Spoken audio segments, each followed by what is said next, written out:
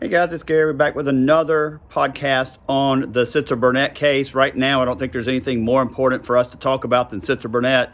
As much as I like to do the marketing and the business development aspect of Dishin, really the only thing that's mattering right now in the real estate world is Sitzer Burnett. So I've had a lot of people reach out to me asking about how to discuss the Sitzer Burnett case, the NAR settlement with their sellers.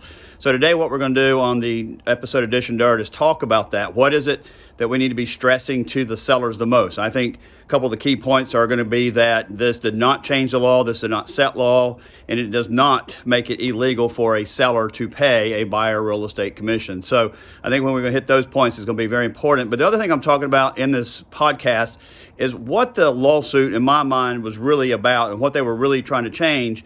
And I think it is, in some sense, successful in that it will change the negotiation position. And I think that aspect of it might be okay. Now, there's going to be a lot of collateral damage that goes along with that, and I think the way they went about it is horrific, as well as taking close to $1 billion out of our industry is never going to be a good thing.